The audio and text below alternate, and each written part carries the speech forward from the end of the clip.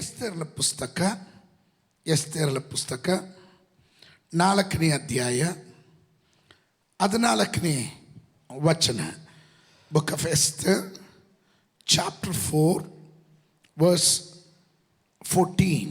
ನೀನು ಈಗ ಸುಮ್ಮನಿದ್ದು ಬಿಟ್ಟರೆ ಬೇರೆ ಕಡೆಯಿಂದ ಯಹೂದ್ಯರಿಗೆ ಸಹಾಯವೂ ವಿಮೋಚನೆಯೂ ಉಂಟಾದವು. ನೀನಾದರೂ ನಿನ್ನ ತಂದೆಯ ಮನೆಯವರೊಡನೆ ನಾಶವಾಗುವಿ. ಇದಲ್ಲದೆ ನೀನು ಇಂಥ ಸಂದರ್ಭಕ್ಕಾಗಿಯೇ ಪಟ್ಟಕ್ಕೆ ಬಂದಿರಬಹುದು, ಯಾರು ಬಲ್ಲರು ಎಂದು ಹೇಳಿ ಕಳುಹಿಸಿದನು. The golden sceptre and divine ಅಪ್ರೂವಲ್ನ ಮುಂದುವರೆದ ಭಾಗ ಸುವರ್ಣ ದಂಡ ಎಂದು ನಾವು ಹೇಳಿದ್ವಿ. ಈ ದಂಡ ಬೆಳ್ಳಿದಲ್ಲ. ಬೆಳ್ಳಿ ಹ್ಯೂಮನ್ ಮರ್ಸಿಯನ್ನು ತೋರಿಸುತ್ತೆ. ಬೆಳ್ಳಿ ಮನುಷ್ಯನ ದಯೆಯನ್ನು ತೋರಿಸುತ್ತೆ. ಇದು ಬೆಳ್ಳಿಯ ದಂಡ ಅಲ್ಲ, ಕಬ್ಬಿಣದ ದಂಡ ಅಲ್ಲ. The sceptre is not a silver, is not a iron. ಅದು ಕಬ್ಬಿಣದ ದಂಡವೂ ಅಲ್ಲ. ಕಬ್ಬಿಣದ ದಂಡ ಜಡ್ಜ್ಮೆಂಟನ್ನು ತೋರಿಸುತ್ತೆ, ನ್ಯಾಯ ತೀರ್ಪನ್ನು ತೋರಿಸುತ್ತೆ. ಆದರೆ ಸುವರ್ಣ ದಂಡ, the sceptre is golden sceptre. ಇದರ ಪ್ರತ್ಯೇಕತೆ ದ ಡಿವೈನ್ ಫೇವರ್, ದಿವ್ಯವಾದ ದಯೆ, ಕವೆನೆಂಟ್ ಮರ್ಸಿ,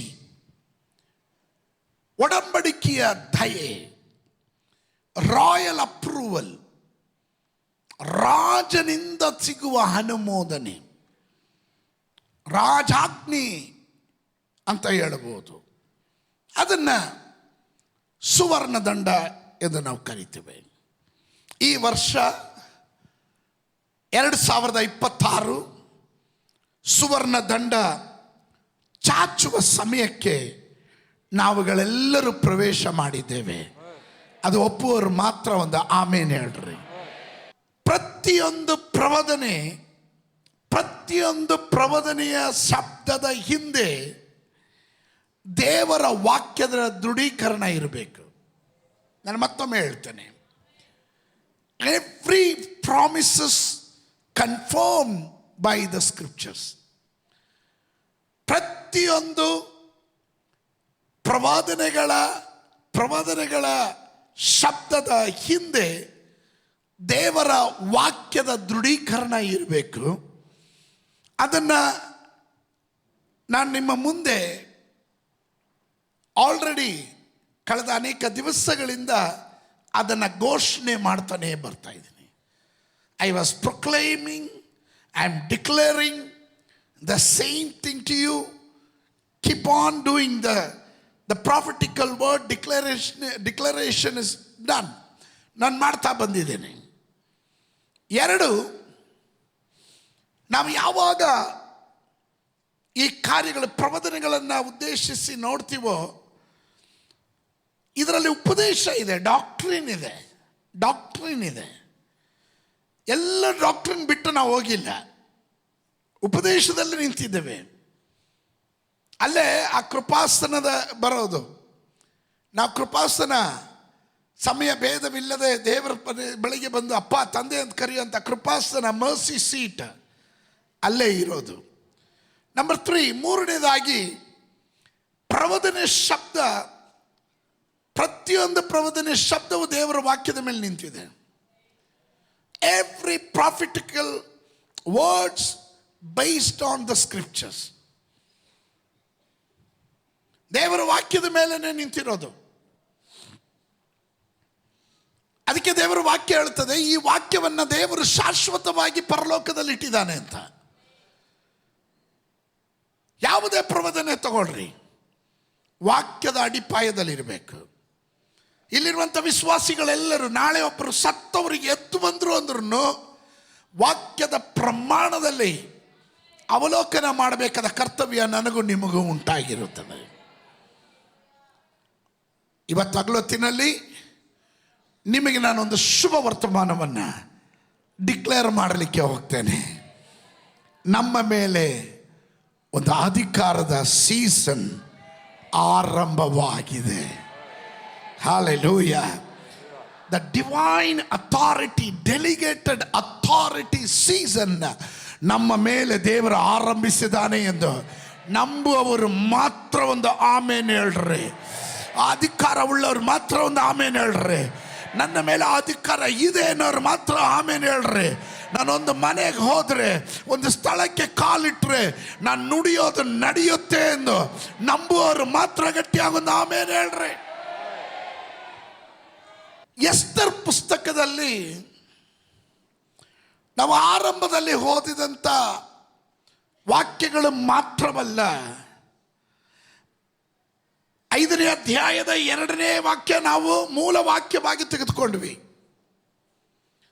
ಅಲ್ಲಿ ಮಾತ್ರ ಅಲ್ಲ, ಸುವರ್ಣ ದಂಡ ಚಾಚಲ್ಪಟ್ಟಿದ್ದು 8ನೇ ಅಧ್ಯಾಯದಲ್ಲಿ ಪುನಃ ಆ ಸುವರ್ಣ ದಂಡ ಚಾಚಲ್ಪಡ್ತಾ ಇದೆ. ಈ ಸುವರ್ಣ ದಂಡ ಚಾಚಲ್ಪಟ್ಟ ಸಮಯದಲ್ಲಿ ಕೆಲವೊಂದು ರೇಖೆಗಳಿಗೆ ತಿದ್ದುಪಾಡುಗಳು ನಡೆಯುತ್ತೆ. ಕೆಲವೊಂದು ನಿಯಮಗಳನ್ನು, ಆಜ್ಞೆ ಮಾಡಿದ ನಿಯಮಗಳಿಗೆ ದೇವರು ಕೆಲವೊಂದು ಕರೆಕ್ಷನ್ಸ್, ಅದನ್ನು ತಿದ್ದುವ ಅಥವಾ ಅದನ್ನು ಕ್ಯಾನ್ಸಲ್ ಮಾಡಿ ಹೊಸ ಆರ್ಡರನ್ನು ಪಾಸ್ ಮಾಡುವ ಸೀಸನ್ಗೆ ನಾವು ಪ್ರವೇಶ ಮಾಡ್ತಾ ಇದ್ದೇವೆ. ಹಲ್ಲೆಲೂಯಾ. ಅದನ್ನು ಡಿವೈನ್ ಅಪ್ರೂವಲ್ ಅಂತ ಕರಿತೇವೆ. ನೀವು ಸತ್ಯವೇದ ಗ್ರಂಥವನ್ನು ತಂದಿರುವವರು ಎಸ್ತರನ ಪುಸ್ತಕ 8ನೇ ಅಧ್ಯಾಯ 8ನೇ ವಾಕ್ಯವನ್ನು ಗಮನಿಸ್ರಿ. ಅರಸನ ಹೆಸರಿನಲ್ಲಿ ಬರೆಯಲ್ಪಟ್ಟ ರಾಜಮುದ್ರೆ ಇರುವ ಲೇಖನವನ್ನ ಯಾರೂ ರದ್ದು ಮಾಡಕೂಡದಷ್ಟೇ. ಅಂದರೆ ಒಂದು ಸತಿ ಡಿಕ್ಲೇರ್ ಆಗಿಬಿಟ್ರೆ ಮುಗೀತು ಅಂತ. ಆದರೆ ಇವತ್ತು ನಾನು ನಿಮ್ಗೊಂದು ಶುಭ ಸಮಾಚಾರ ಹೇಳ್ತೇನೆ. ಎಷ್ಟೇ ಆರ್ಡರ್ಗಳು ಆಗಿದ್ರೂ ಸರಿ, ಪರಲೋಕದ ಆರ್ಡರ್ಗೆ ಪ್ರತ್ಯೇಕತೆ ಇರುವಂಥದ್ದಾಗಿದೆ. ಪ್ರತ್ಯೇಕತೆ ಇರುವಂಥದ್ದಾಗಿದೆ. Hallelujah, hallelujah. ನಾನು ಅಲ್ಲಿಗೆ ಬರ್ತೇನೆ. ಇನ್ನು ನನ್ನೊಟ್ಟಿಗೆ ಎಸ್ತೇರನ ಪುಸ್ತಕ 8ನೇ ಅಧ್ಯಾಯ ಅದರ 3ನೇ ವಾಕ್ಯದಿಂದ ಕಾಣ್ತವೆ. ಎಸ್ತೇರಳು ತಿರುಗಿ ಅರಸನನ್ನು ಮಾತನಾಡಿಸುವುದಕ್ಕೆ ಹೋಗಿ ಅವನ ಪಾದಗಳಿಗೆ ಬಿದ್ದು ಹತ್ತು. ಇಲ್ಲಿ ಒಂದು ನಿಯಮ ಆಲ್ರೆಡಿ ಇಟ್ ಈಸ್ ದೇರ್. ಒಂದು ನಿಯಮ ಆಲ್ರೆಡಿ ಹಾಮಾನನ ಫೇವರ್ ಆಗಿ, ಹಾಮಾನನ ಆಜ್ಞೆ ಆಸೆಗೆ ತಕ್ಕ ಹಾಗೆ ಯಹೂದ್ಯರಿಗೆ ವಿರುದ್ಧವಾಗಿ ಒಂದು ನಿಯಮ ಪಾಸ್ ಆಗೋಗಿದೆ. ಸ್ವತಃ ಹೇಳಲಿಲ್ಲ, ಕೋರ್ಟ್ ಆರ್ಡರ್ ಆದಂಗೆ, ಗವರ್ಮೆಂಟ್ ಡಿಕ್ಲೇರ್ ಮಾಡ್ದಂಗೆ. ಆದರೆ ಅದಕ್ಕೆ ವಿರುದ್ಧವಾಗಿ ಅದನ್ನ ತಿದ್ದಿ ಬರೆಸೋದಿಕ್ಕೆ ಸಾಮರ್ಥ್ಯ ಯಾರಿಗಿದೆ ಅಂತ ಕೇಳಿದ್ರೆ, ಈ ಸುವರ್ಣ ದಂಡವನ್ನು ಮುಟ್ಟೋದಿಕ್ಕೆ ಭಾಗ್ಯ ಸಿಕ್ಕದವರಿಗಿದೆ. ಎಸ್ತರಳಿಗಿದೆ. ಆಮೆನ್. ಇವಳಿಗೆ ಸಿಕ್ಕಿದ ಅವಕಾಶ ಇವಳು ಸದುಪಯೋಗ ಮಾಡಿಕೊಂಡ್ಳು. ನಾನು ಆರಂಭ ವಾಕ್ಯ ಓದ್ದೆ. ಮೊರ್ದೆಕೈ ಹೇಳುವಂಥ ಮಾತು, ಈ ದಿನಕ್ಕಾಗಿನೇ ದೇವರು ನಿನ್ನನ್ನು ಅಲ್ಲಿ ಇಟ್ಟಿರ್ಬೋದು. ಯಾರಿಗೆ ಗೊತ್ತು? ಈ ಸಮಯಕ್ಕಾಗಿನೇ ದೇವರು ನಿನ್ನನ್ನು ಅಲ್ಲಿ ಇಟ್ಟಿರ್ಬೋದು. ಯಾರಿಗೆ ಗೊತ್ತು? Praise God. Hallelujah, hallelujah, hallelujah. ಯಾರಿಗೆ ಗೊತ್ತು ನಿನ್ನನ್ನು ಎಲ್ಲೆಲ್ಲಿ ದೇವರು ಇಟ್ಟಿದ್ದಾನೆ? ಯಾಕೆ ನಿನ್ನನ್ನು ಆ ಮನೆಯಲ್ಲಿಟ್ಟ? ಯಾಕೆ ನಿನ್ನನ್ನು ಆಫೀಸ್ನಲ್ಲಿಟ್ಟ? ಯಾಕೆ ನಿನ್ನನ್ನು ಸಭೆಯಲ್ಲಿಟ್ಟ? ಯಾಕೆ ನಿನ್ನನ್ನು ಆ ಪಟ್ಟಣದಲ್ಲಿಟ್ಟ? ನಿನಗೆ ಗೊತ್ತಿಲ್ಲ. ಆದರೆ ದೇವರಿಗೊಂದು ಪದ್ಧತಿ ಇರುವಂಥದ್ದಾಗಿದೆ. ಕೆಲವರನ್ನು ಅಲ್ಲಿಂದ ತೆಗೆದು ನಿನ್ನನ್ನು ಅಲ್ಲಿ ಇಡಬೇಕು ಅಂದರೆ ದೇವರಿಗೇನೋ ಪದ್ಧತಿ ಇದೆ. ನಿನಗೇನೋ ಒಂದು ಪದ್ಧತಿ ಇದೆ. ಸುಮ್ಮನೆ ಆಕಸ್ಮಿಕವಾಗಿ ಬಂದಿದ್ದಲ್ಲ, ಅಚಾನಕ್ಕಾಗಿ ಬಂದಿದ್ದಲ್ಲ, ನಿನ್ನ ಕರೆ ಅಚಾನಕವಾದದ್ದಲ್ಲ. ಆಮೇಲೆ ನೀನಿರೋದೊಂದು ಉದ್ದೇಶದ ಮೇರೆಗೆ. ಅದು ನಂಬುವವರು ಮಾತ್ರ ಒಂದು ಗಟ್ಟಿಯಾಗೊಂದು ಆಮೇನ್ ಹೇಳ್ರಿ, ಗಟ್ಟಿಯಾಗೊಂದು ಆಮೇನ್ ಹೇಳ್ರಿ. 4ನೇ ಅಧ್ಯಾಯದ 14ನೇ ವಾಕ್ಯದಲ್ಲಿ ಇದ್ದೀನಿ. 4ನೇ ಅಧ್ಯಾಯದ 14ನೇ ವಾಕ್ಯದಲ್ಲಿ, ನೀನು ಈಗ ಸುಮ್ಮನಿದ್ದು ಬಿಟ್ಟರೆ, ಸುಮ್ಮನೆ ಇದ್ದು ಬಿಟ್ರೆ ಬೇರೆ ಕಡೆಯಿಂದ ಯೆಹೂದ್ಯರಿಗೆ ಸಹಾಯವೂ ವಿಮೋಚನೆಯೂ ಉಂಟಾದವು. ನೀನಾದರೂ ನಿನ್ನ ತಂದೆಯ ಮನೆಯವರೊಡನೆ ನಾಶವಾಗುವಿ. ಇದಲ್ಲದೆ ನೀನು ಇಂಥ ಸಂದರ್ಭಕ್ಕಾಗಿಯೇ ಪಟ್ಟಕ್ಕೆ ಬಂದಿರಬಹುದು, ಯಾರು ಬಲ್ಲರು.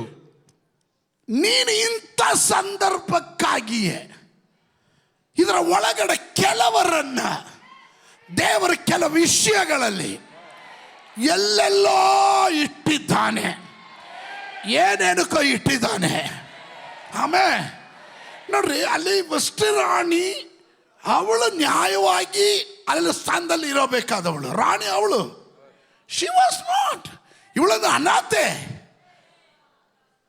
ಬ್ಯಾಕ್ ಗ್ರೌಂಡ್ ಇಲ್ದಿರ ಇರೋಳು, ಫೋರ್ ಫಾದರ್ ಇಲ್ದಿರ ಇರೋರು, ಸ್ತೋತ್ರ, ಚರಿತ್ರ ಇಲ್ದಿರ ಇರೋರು, ರಾಜ ಮನೆತನದಲ್ಲಿ ಬಂದವಳಲ್ಲ, ದಾಸಿಯಾಗಿ ಬಂದವಳು, ಯೋಗ್ಯತೆ ಇಲ್ಲದ ಇರೋ. ಆದರೆ ಆ ಸ್ಥಾನದಲ್ಲಿ ದೇವರು ತರೋದಿಕ್ಕೆ ದೇವ್ರಿಗೊಂದು ಪ್ಲಾನ್ ಇತ್ತು, ಒಂದು ಪದ್ಧತಿ ಇತ್ತು. ಅದಕ್ಕಾಗಿ ನಾನು ದೇವರಿಗೆ ಸ್ತೋತ್ರ ಮಾಡ್ತೇನೆ.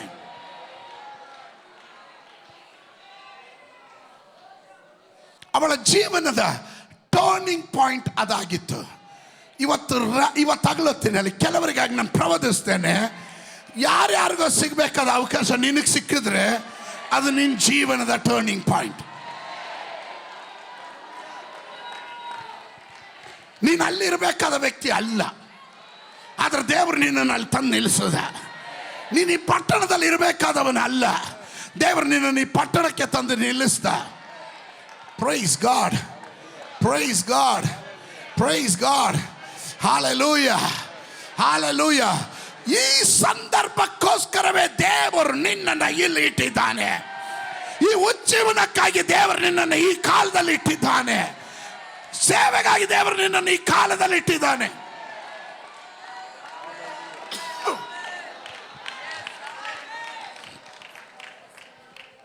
Understand the timing. ಪಕ್ಕದಲ್ಲಿರೋ ಕೈ ಕೊಟ್ಟೇಳ್ರಿ, ಸಮಯ ಆದ್ಮೇಲೆ ಅಲ್ಲ, ಸಮಯಕ್ಕೆ ಮುಂಚೆನೂ ಅಲ್ಲ. ದೇವರ ಸಮಯವನ್ನು ಸರಿಯಾಗಿ ಅರ್ಥ ಮಾಡ್ಕೊ. ದ ಕೈರೋಸ್ ಮೂಮೆಂಟ್ ಅನ್ನು ಸರಿಯಾಗಿ ಅರ್ಥ ಮಾಡ್ಕೊ.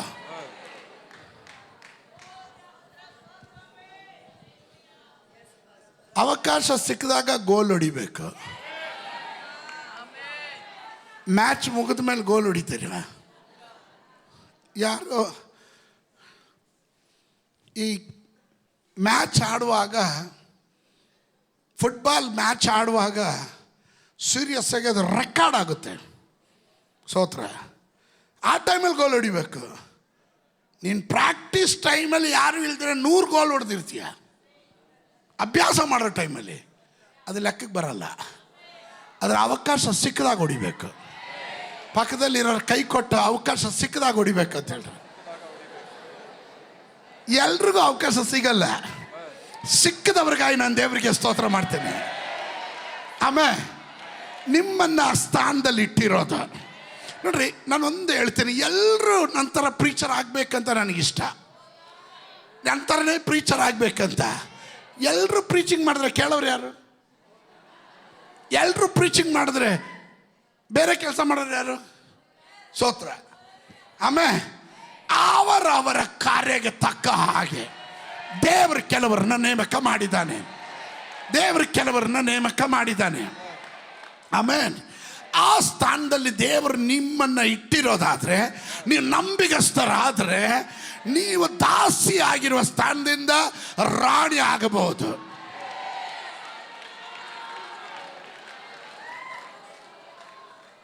That is called the promotion. That is called the promotion. ಯಾರಿಗೂ ಗೊತ್ತಿಲ್ಲ ಏನಕ್ಕೆ ದೇವರು ಇಟ್ಟಿದ್ದಾರೆ ಅಂತ. ಯಾರಿಗೂ ಗೊತ್ತಿಲ್ಲ. ನಿನ್ನ ಕರೆ ನಿನಗೂ ಸಹ ಸರಿಯಾಗಿ ಗೊತ್ತಿರಲ್ಲ.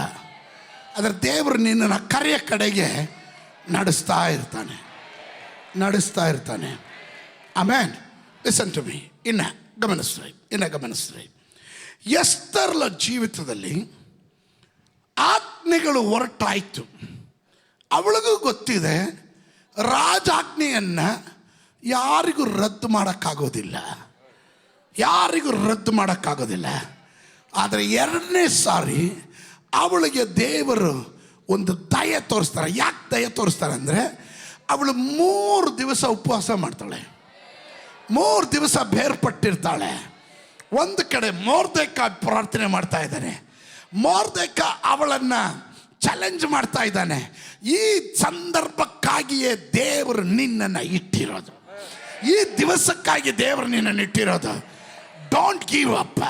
ನೀನಿವತ್ತು ಸೋತೋದ್ರೆ, ನೀನಿವತ್ತು ಅಧೈರ್ಯ ಪಟ್ಟರೆ, ಇವತ್ತು ನೀನು ಮಾಡಬೇಕಾದ ಕೆಲಸ ಮಾಡದೆ ಹೋದ್ರೆ ನೀನು ನಿನ್ನ ಮನೆಯವರು ನಾಶವಾಗ್ತೀರ. ಆದರೆ ನೀನು ಧೈರ್ಯವಾಗಿ ಮುಂದೆ ಹೋಗು. ಹಿಂದುಗಡೆ ಪ್ರಾರ್ಥನೆ ಬಲ ಇದೆ. ಸಭೆ ಹೇಳಲೆ, ನೀವು ಸೇವೆ ಮಾಡಿ ಪಾಸ್ಟ್ರೆ, ಬಲ, ಪ್ರಾರ್ಥನೆ ಬಲ ನಾವು ಕೊಡ್ತೇವೆ. ಎಸ್ತರಳು ರಾಜಾಸನಕ್ಕೆ ಬರ್ತಾಳೆ. ಅವಳಿಗೆ ಗೊತ್ತು ದ ರೈಟ್ ಟೈಮ್, ಯಾವಾಗ ಸೆಪ್ಟು ಆ ಸುವರ್ಣ ದಂಡ ಚಾಚುತ್ತದೋ ಅಂತ ಕಾಯ್ತಾ ಇರ್ತಾಳೆ. ಅವಕಾಶ ಸಿಕ್ಕಿದ್ರೆ ಉಪಯೋಗಿಸು. ಪಕ್ಕದಲ್ಲಿ ಇರೋರಿಗೆ ಕೈ ಕೊಟ್ಟಳ್ರಿ, ಅವಕಾಶ ಸಿಕ್ಕಿದಾಗ ಉಪಯೋಗಿಸ್ರಿ. ನಿಮಗೆ ಪ್ರಸಂಗಕ್ಕೆ ಒಂದು ಅವಕಾಶ ಸಿಕ್ಕಿದ್ರೆ ಒಳ್ಳೆ ಪ್ರಸಂಗ, ಲೈಫಲ್ಲಿ ಅದೇ ಕೊನೆ ಪ್ರಸಂಗ ಅನ್ನೋ ರೀತಿಯಲ್ಲಿ ಪ್ರಸಂಗ ಮಾಡಿರಿ. ಫಸ್ಟ್ ಅಂತಲ್ಲ, ಕೆಲವ್ರಿಗೆ ಅವಕಾಶ ಸಿಕ್ಕಿದ್ರೆ ಅಜ್ಜಿ ಕತೆ ಹೇಳ್ಬಿಟ್ಟು ಹಾಳು ಮಾಡಿಬಿಡ್ತಾರೆ, ಮತ್ತೆ ಅವ್ರಿಗೆ ಅವಕಾಶ ಕೊಡೋದೇ ಇಲ್ಲ. ಇವನ ಅಜ್ಜಿ ಕತೆ ಯಾರು ಕೇಳಕ್ಕೆ ಬರ್ತಾರೆ ಅಂತ ಸೋತ್ರ ಹೇಳಲಿಲ್ಲಲ್ಲ. ಆಮೇಲೆ ನೀನು ಒಂದೇ ಒಂದು ಅವಕಾಶ ಸಿಕ್ಕಿದ್ರೆ ಆ ಅವಕಾಶದಲ್ಲಿ ಡೆಲಿವರೆನ್ಸ್ ನಡೆಯಲಿ, ಅವಕಾಶದಲ್ಲಿ ಪ್ರಬೋಧನೆಗಳು ಬರಲಿ, ಆ ಅವಕಾಶದಲ್ಲಿ ನಿನ್ನ ಸೇವೆ ಒಳಗಡೆ ಇರೋಂಥ ಸೇವೆ ಹೊರಗಡೆ ಬರಲಿ. ಅದಕ್ಕೆ ನೀನು ಸಿದ್ಧತೆಯೊಂದಿಗೆ ಬರಬೇಕು. ನೀವು ಯಾವಾಗ ಸದುಪಯೋಗ ಮಾಡ್ಕೋತೀರೋ, ಇದು ಗಮನಿಸ್ರಿ, ರೇಖೆಗಳು ತಿದ್ದುಪಡಿಸ್ತಾವೆ. ಯಾವಾಗ? ಸುವರ್ಣ ದಂಡ ಚಾಚುವಾಗ. ಆಮೇಲೆ ಪರಿಶುದ್ಧಾತ್ಮ ನನಗೆ ಹೇಳಕ್ಕೆ ಹೇಳಿದನು, ಈ ವರ್ಷ ನಿಮಗೆ ವಿರುದ್ಧವಾಗಿ ಬರೆದಿರುವ ಕೆಲವೊಂದು ರಿಪೋರ್ಟ್ಗಳು 2026ರಲ್ಲಿ ದೇವರು ಅದನ್ನು ಕ್ಯಾನ್ಸಲ್ ಮಾಡಿ ನಿಮಗೆ ಫೇವರ್ ಆಗಿರುವ ಒಂದು ರಿಪೋರ್ಟ್ ದೇವರು ಈ ವರ್ಷ ರಿಲೀಸ್ ಮಾಡ್ತಾ ಇದ್ದಾನೆ. I am prophesying. ನಾನು ನಿಮಗಾಗಿ ಪ್ರವದಿಸ್ತಾ ಇದ್ದೇನೆ, ನಿಮಗಾಗಿ ನಾನು ಪ್ರವದಿಸ್ತಾ ಇದ್ದೇನೆ. ದೇವರ ಸುವರ್ಣ ದಂಡ ದೇವ ಸಭೆಗಾಗಿ, ದೇವ ಜನರಿಗಾಗಿ ಚಾಚಲ್ಪಟ್ಟಿರುವಂಥದ್ದಾಗಿದೆ. ಯಾವಾಗಲೂ ನಿಮ್ಮ ಬಿಡುಗಡೆ ಬರಕ್ಕೆ ಮುಂಚೆ ನಿಮಗೆ ವಿರುದ್ಧವಾದ ಶಾಸನಗಳಿರುತ್ತೆ. ಎಲ್ಲ ಫ್ರೀಯಾಗಿ ನಡೆಯಂಗೆ ಇದ್ದಿದ್ರೆ ನೀವು ಯಾರು ಇಲ್ಲಿ ಆರಾಧನೆಗೆ ಬರ್ತಿರ್ಲಿಲ್ಲ. ಎಲ್ಲ ನಿಮಗೆ ವಿರೋಧವಾಗಿರೋದ್ರಿಂದನೇ ನೀವು ಆರಾಧನೆಗೆ ಬರೋದು, ನೀವು ಪ್ರಾರ್ಥನೆಗೆ ಬರೋದು. ಆಮೇಲೆ ದೇವರು ಎಲ್ಲೆಲ್ಲೋ ಯಾರ್ಯಾರಿಗೋ ಎಲ್ಲೋ ಒಂದೊಂದು ಕೊಕ್ಕಿ ಇಟ್ಟಿರ್ತಾನೆ. ಯಾಕೆ ಇಟ್ಟಿರ್ತಾನೆ ಅಂದರೆ, ಸ್ತೋತ್ರ, ಅದು ನಿವಾರಣೆಗೆ ಅಂತ ನೀನು ಬರ್ತೀಯ. ಆದರೆ ದೇವರ ಉದ್ದೇಶ ಅದನ್ನು ತೋರಿಸಿ ಬೇರೆ ಬಿಡುಗಡೆಗಳು ನಡೆಸ್ತಾ ಇರ್ತಾನೆ. ಅದರಿಂದಲೇ ನಾನು ಕೂಗಿ ಹೇಳ್ತೇನೆ, ಈ ಮೊದಲನೇ ಆಜ್ಞೆ ಅಥವಾ ಆರ್ಡರ್, ಆ ಶಾಸನ ಯಾವಾಗ ಡಿಕ್ಲೇರ್ ಆಗುತ್ತೋ ಅದು ನಿನಗೆ ನಿರಾಶೆ ತರುತ್ತೆ, ಅದು ನಿನಗೆ ಬೇಸರಿಕೆಯನ್ನು ತರುತ್ತೆ. ನಿನ್ನ ಆತ್ಮಿಕ ಜೀವನದಲ್ಲಿ 108 ಪ್ರಶ್ನೆಗಳು ಕಾಡುತ್ತೆ. ವಾಯ್, ನಾವೇನು ಮಾಡಿದ್ವಿ, ಯಾಕೆ ನಮ್ಮ ಜೀವನದಲ್ಲಿ ಹಿಂಗಾಯಿತು ಪ್ರಶ್ನೆ ಬರುತ್ತಲ್ಲ. ನಾನು ನಿಮಗೊಂದು ವಾಕ್ಯ ಕೊಡ್ತೀನಿ. ಸತ್ಯವೇದ ಗ್ರಂಥದಲ್ಲಿ ಯೆಶಾಯನು ಬರೆದ ಪ್ರವಚನ ಗ್ರಂಥ 46ನೇ ಅಧ್ಯಾಯ 10ನೇ ವಾಕ್ಯ, ಆರಂಭದಲ್ಲಿಯೇ ಅಂತ್ಯವನ್ನ ತಿಳಿಸಿದ್ದೇನೆ, ನನ್ನ ಸಂಕಲ್ಪವು ನಿಲ್ಲುವುದು. ಮೈ ಕೌನ್ಸಿಲ್ ಶಾಲ್ ಸ್ಟ್ಯಾಂಡ್. ನನ್ನ ಸಂಕಲ್ಪವು ನಿಲ್ಲುವುದು. ಆರಂಭದಲ್ಲೇ ಅಂತ್ಯವನ್ನು ತಿಳಿಸಿದ್ದೇನೆ, ನನ್ನ ಇಷ್ಟಾರ್ಥವನ್ನೆಲ್ಲ ನೆರವೇರಿಸುವೆನೆಂದು ಹೇಳಿ ಇನ್ನೂ ನಡೆಯದಿರುವ ಕಾರ್ಯಗಳನ್ನು ಪುರಾತನ ಕಾಲದಲ್ಲಿಯೇ ಅರುಹಿದ್ದೇನೆ, ಅಂದರೆ ಹೇಳಿದ್ದೇನೆ, ನುಡಿದಿದ್ದೇನೆ. ಸ್ತೋತ್ರ. ಹಾಗಾದರೆ ನನ್ನ ದೇವರೇ ಆಲ್ಫಾ, ನನ್ನ ದೇವರೇ ಒಮೇಗಾ. ಇದನ್ನು ಚೆನ್ನಾಗಿ ಅರ್ಥ ಮಾಡ್ಕೊಳ್ರಿ. ಅವನ ಆರಂಭದಲ್ಲೇ ಅಂತ್ಯವನ್ನು ನುಡಿತಾನೆ. ನೀನು ಆರಂಭದಲ್ಲೇ ಹೆಜ್ಜೆ ಇಡ್ತಾ ಇದೆಯಾ, ದೇವರ ಅಂತ್ಯ ಕಂಡುಬಿಟ್ಟಿದ್ದಾರೆ.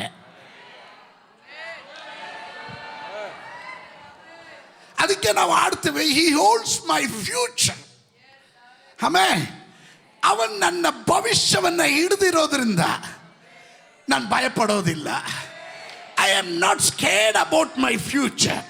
ನನ್ನ ಮಕ್ಕಳ ಕುರಿತು, ನನ್ನ ಗಂಡನ ಕುರಿತು, ನನ್ನ ಸಂಸಾರದ ಕುರಿತು, ನನ್ನ ಭವಿಷ್ಯದ ಕುರಿತು ನನಗೆ ಯಾವ ಭಯ ಇಲ್ಲ. ಹಿ ಹೋಲ್ಡ್ಸ್ ಮೈ ಫ್ಯೂಚರ್. ಕಾರಣ, ಯಾವ ದೇವರು ಆರಂಭದಲ್ಲಿ ಅಂತ್ಯವನ್ನು ಹೇಳೋದು? ಸ್ತೋತ್ರ. ಕ್ರಿಕೆಟ್ ಅಲ್ಲಿ ಆಗಿದ್ರೆ ಅದು ಮ್ಯಾಚ್ ಫಿಕ್ಸಿಂಗ್ ಅಂತಾರೆ. ಕ್ರಿಕೆಟ್ ಅಲ್ಲಿ ಆದ್ರೆ ಅದು ಮ್ಯಾಚ್ ಫಿಕ್ಸಿಂಗ್ ಅಂತಾರೆ. ನನ್ನ ದೇವರು ಆಲ್ರೆಡಿ ನಿನ್ನ ಭವಿಷ್ಯವನ್ನು ಕುರಿತು ಫಿಕ್ಸ್ ಮಾಡಿಬಿಟ್ಟಿದ್ದಾನೆ. ಸ್ತೋತ್ರ. ಮ್ಯಾಚ್ ಫಿಕ್ಸಿಂಗ್ ಅಂದರೆ ಇವತ್ತು ಇಂಡಿಯಾ ಗೆಲ್ಲೇಬೇಕು ಅಂದರೆ, ನಾವು ಉದಾಹರಣೆ ಹೇಳ್ತಾ ಇರೋದು. ಸ್ತೋತ್ರ. ಮೋಸದ ಆಟ ಅದು. ಮೋಸದ ಆಟದ ಪ್ರತ್ಯೇಕತೆ ಏನು? ಸ್ತೋತ್ರ. ಇಂಡಿಯಾ ಸೋಳಲೇಬೇಕು, ಬೇರೆಯವ್ರಿಗೆ ಲಾಭ ಉಂಟು ಮಾಡೋಕ್ಕೆ. ನಿನಗಿಷ್ಟು ದುಡ್ಡು ಕೊಡ್ತೀನಿ, ನೀನು ಎದ್ವಾತದ ಎಸಿ, ಗುರಿ ಇಟ್ಟು ಎಸಿಬೇಡ, ಮ್ಯಾಚ್ ಸೋತೋಗ್ಬೇಕು ಒಟ್ಟಲ್ಲಿ. ಸ್ತೋತ್ರ. ಕ್ಯಾಚ್ ಬಂದರೆ ಬಿಟ್ಬಿಡ್ಬೇಕು. Match fixing. ಸ್ತೋತ್ರ. ಇದು ನೋಡೋರಿಗೆ ಗೊತ್ತಾಗುತ್ತೆ ಈ ಮ್ಯಾಚ್ ಫಿಕ್ಸಿಂಗ್ ಆಗಿದೆ ಅಂತ. ನನ್ನ ದೇವರು ಹೇಳ್ತಾನೆ, ನಾನು ನಿಮ್ಗೆ ಆಲ್ರೆಡಿ ಫಿಕ್ಸ್ ಮಾಡಿದ್ದೀನಿ ಅಂತ. ಇದು ಮ್ಯಾಚ್ ಫಿಕ್ಸಿಂಗ್ ಅಲ್ಲ, ಆರಂಭದಲ್ಲೇ ಅಂತ್ಯವನ್ನು ನಿನಗೆ ತಿಳಿಸ್ತಾ ಇದ್ದೇನೆ. ಆರಂಭದಲ್ಲೇ ಅಂತ್ಯವನ್ನು ನಾನು ನಿಮಗೆ ತಿಳಿಸ್ತಾ ಇದ್ದೇನೆ.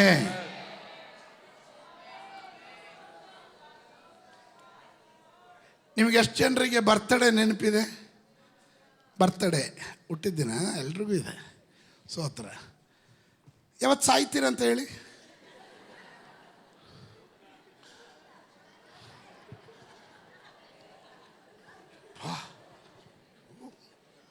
ನಾವು ನೆನೆಸ್ಕೊಳೋದು ಇಲ್ಲ ಅದನ್ನ.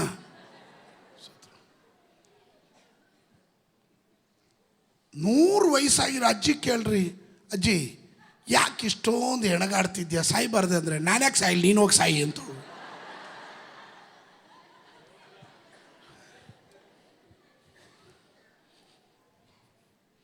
ಅದಕ್ಕೆ ಮರಣ ಎನ್ನುವುದು ದೇವ್ರ ಕೈಯಲ್ಲಿದೆ. ಜೀವ ಕೊಡುವವನಿಗೆ ಮಾತ್ರವೇ ಅಧಿಕಾರ ಇರೋದು ಮರಣದ.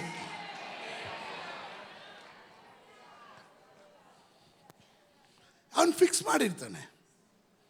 ಸ್ತೋತ್ರ. ಈ ಆಸ್ಟ್ರೇಲಿಯಾದಲ್ಲಿ ಒಬ್ಬ ಈ ವೈಲ್ಡ್ ಅನಿಮಲ್ಸ್ಗಳನ್ನ ಹಿಡಿತಾ ಅದ್ರ ಜೊತೆ ವಿಷಕರವಾದಂಥ ಮೃಗಗಳ ಸಂಗಡ, ಪ್ರಾಣಿಗಳ ಸಂಗಡ ಮೊಸಳೆಗಳನ್ನೆಲ್ಲ ಹಿಡಿಯೋನು, ಬಾಯೆಲ್ಲ ತೆರೆಯೋನು. ಸ್ತೋತ್ರ. ಇವನ್ ಜೀವನದಲ್ಲಿ ಒಂದು ಚೂರು ಭಯ ಇರಲಿಲ್ಲ. What is his name? Steve ಏನೋ, ಆಸ್ಟ್ರೇಲಿಯಾದವನು.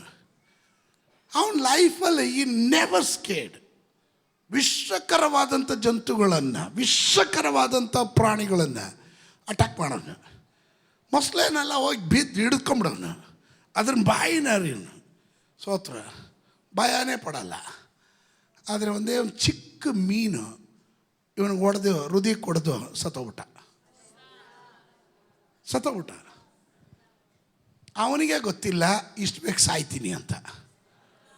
ಇವತ್ತು ಕೆಲವರಿಗೆ ಅಂತ್ಯ ಗೊತ್ತಿಲ್ಲ, ಆದರೆ ನನ್ನ ದೇವರು ಹೇಳ್ತಾನೆ, ನಾನು ಆರಂಭದಲ್ಲಿ ಅಂತ್ಯವನ್ನು ಸೂಚಿಸುವನು, ನಾನು ಪ್ರಾರಂಭದಲ್ಲಿ ಅಂತ್ಯವನ್ನು ಸೂಚಿಸುವವನಾಗಿದ್ದೇನೆ.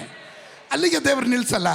ನನ್ನ ಸಂಕಲ್ಪವೇ, ಮೈ ಕೌನ್ಸಿಲ್ ಶಾಲ್ ಸ್ಟ್ಯಾಂಡ್, ನನ್ನ ಸಂಕಲ್ಪ ನಿಲ್ಲುತ್ತೆ. ಆಮೇನ್. ವಾಟ್ ಎವರ್ ದ ಡಿಮೋನಿಕಲ್ ಸ್ಪಿರಿಟ್ಸ್, ಯಾರೆಲ್ಲ ಏನಾದರೂ ವಿರೋಧವಾಗಿ ಪ್ಲಾನ್ ಪದ್ಧತಿ ನಿನಗೆ ವಿರುದ್ಧವಾಗಿಯೋ, ನಿನ್ನ ಕುಟುಂಬಕ್ಕೆ ವಿರುದ್ಧವಾಗಿಯೋ, ನಿನ್ನ ಸೇವೆಗೆ ವಿರುದ್ಧವಾಗಿಯೋ, ನಿನ್ನ ವಾಗ್ದಾನಕ್ಕೆ ವಿರುದ್ಧವಾಗಿಯೋ, ನಿನ್ನ ಮೇಲಿರೋ ಅಭಿಷೇಕಕ್ಕೆ ವಿರುದ್ಧವಾಗಿಯೋ, ನಿನ್ನ ದೇವರ ಉದ್ದೇಶಕ್ಕೆ ವಿರುದ್ಧವಾಗಿ ಯಾರು ಬೇಕಾದ್ರೆ ಏನು ಬೇಕಾ ಪ್ಲಾನ್ ಮಾಡಲಿ, ಅದು ಯಾವುದು ನಿಲ್ಲೋದಿಲ್ಲ. ನನ್ನ ದೇವರ ಸಂಕಲ್ಪವೇ ನಿಲ್ಲೋದು.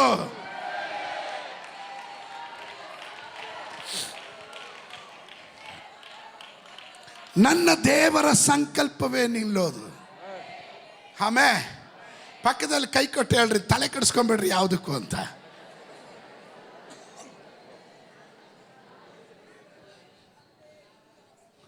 ಅಜ್ಞಾನಿಗಳಾಗಿ ತಲೆ ಕೆಡಿಸ್ಕೊಂಬೇಡ್ರಿ. ಆಮೇಲೆ ಆಕಾಶದ ಅಕ್ಕಿಗಳನ್ನು ನೋಡ್ರಿ, ಉತ್ತೋದಿಲ್ಲ, ಬಿತ್ತೋದಿಲ್ಲ, ಕಣಜದಲ್ಲಿ ಕೂಡಿಸಿಟ್ಕೊಳೋದು ಇಲ್ಲ. ಅವಕ್ಕೆ ಬೇಕಾದ ಆಹಾರ ದೇವ್ರು ಕೊಡೋದಿಲ್ವಾ? ಬಯಲಿನಲ್ಲಿರುವ ಗುಲಾಬಿಯನ್ನು ನೋಡ್ರಿ, ಅದರ ಅಂದ ಸೊಲೊಮೋನನ ವೈಭವಕ್ಕಿಂತ ಸುಂದರವಾಗಿದೆ. ಸ್ತೋತ್ರ. ಅದನ್ನು ಬೆಳೆಸೋದು ಯಾರು? ಅದಕ್ಕೆ ನೀರು ಯಾರು? ಗೊಬ್ಬರ ಹಾಕೋರು ಯಾರು? ಬೆಳೆಯುವಂತೆ ಮಾಡೋದು ಯಾರು? ಅಲ್ಲಲ್ಲಿ ಅವರಿಗಿಂತ ನೀವು ಶ್ರೇಷ್ಠರಲ್ವಾ? ಅವರಿಗಿಂತ ನೀವು ಶ್ರೇಷ್ಠರಲ್ವಾ? ಸ್ವಂತ ಸಾದೃಶ್ಯದಲ್ಲಿ ಸ್ವರೂಪದಲ್ಲಿ ದೇವರು ನಿಮ್ಮನ್ನು ಉಂಟು ಮಾಡಿರೋದ್ರಿಂದ, ಅವನ ಆರಂಭದಲ್ಲಿ ಅಂತ್ಯವನ್ನು ಹರುವುದರಿಂದ, ಅವನು ಹೇಳೋದ್ರಿಂದ ಅವನು ಹೇಳ್ತಾ ಇದ್ದಾನೆ, ನನ್ನ ಸಂಕಲ್ಪಗಳೇ ನಿಲ್ಲುತ್ತೆ, ಉಳಿದದೆಲ್ಲ ಬೀಳುತ್ತೆ. ಯೇಸುವಿನ ನಾಮದಲ್ಲಿ ಬೀಳಬೇಕಾದದೆಲ್ಲ ಬೀಳಲೆ, ನಿಲ್ಲಬೇಕಾದದೆಲ್ಲ ನಿಲ್ಲಲೆ.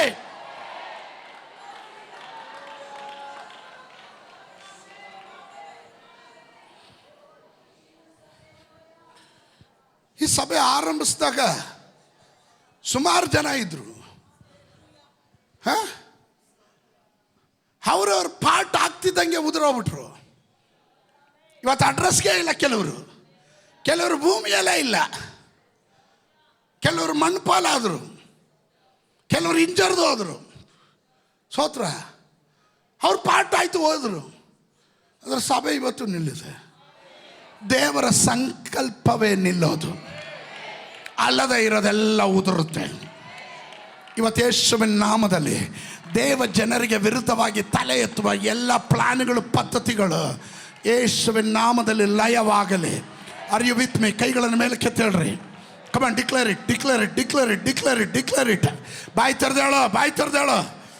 ಅಭಿಷಕ್ತರಿಗೆ ವಿರುದ್ಧವಾಗಿ, ಸಭೆಗೆ ವಿರುದ್ಧವಾಗಿ, ಅಲ್ಲಲ್ಲಿಯ ದೇವ ಜನರಿಗೆ ವಿರುದ್ಧವಾಗಿ, ವಾಗ್ದಾನಕ್ಕೆ ವಿರುದ್ಧವಾಗಿ, ಅಲ್ಲಲ್ಲಿಯ ಸೇವೆಗೆ ವಿರುದ್ಧವಾಗಿ ಮಾಡಿರುವ ಎಲ್ಲ ಕುತಂತ್ರಗಳು, ಎಲ್ಲ ಆಧಿಪತ್ಯಗಳು, ಶತ್ರುವಿನ ಎಲ್ಲ ಪ್ಲಾನ್ಗಳು ಯೇಸುವಿನ ನಾಮದಲ್ಲಿ ಈ ನಿಮಿಷದಲ್ಲಿ ಲಯವಾಗಲಿ. ಅದೆಲ್ಲ ಬೀಳಲಿ. ನೋಡ್ರಿ, ಒಂದು ಹೇಳ್ತೀನಿ ಕೇಳ್ರಿ. ಸ್ತೋತ್ರ. ನಿನಗೆ ವಿರುದ್ಧವಾಗಿ ಸಂಕಲ್ಪಿಸುವ ಯಾವ ಆಯುಧವು, ಯೆಶಾಯ 54:17. ನೋಡ್ರಿ, ಗಮನಿಸಿ. ನಿನಗೆ ವಿರುದ್ಧವಾಗಿ ಸಂಕಲ್ಪಿಸುವ ಯಾವ ಆಯುಧವು, ನಿನ್ನನ್ನು ಎದುರಿಸಲು ಕಲ್ಪಿಸಿದ ಯಾವ ಆಯುಧವು ಜಯಿಸದು. ನಿನ್ನನ್ನು ಜಯಿಸೋದು. ಪಕ್ಕದಲ್ಲಿರೋ ಕೈ ಕೊಟ್ಟು ಹೇಳ್ರಿ, ನಿನ್ನನ್ನು ಜಯಿಸೋದಿಲ್ಲ.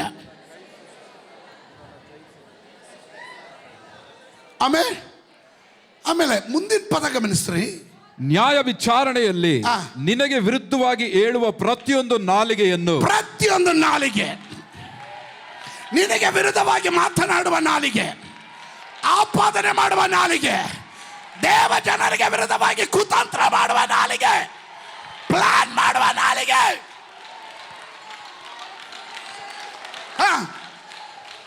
ಪ್ರತಿಯೊಂದು ನಾಲಿಗೆಯನ್ನು ದೋಷಿ ಎಂದು ನೀನು ಖಂಡಿಸುವಿ. ನೀನು ದೋಷಿ ಅಂತ ಖಂಡಿಸ್ತೀಯ. ಅದಕ್ಕಾಗಿ ನಾನು ದೇವರಿಗೆ ಸ್ತೋತ್ರ ಮಾಡ್ತೇನೆ. ಇವತ್ತು ಯೇಸುವಿನ ನಾಮದಲ್ಲಿ ಆರಂಭದಲ್ಲಿ ಅಂತ್ಯವನ್ನ ತಿಳಿಸಿದ್ದೇನೆ.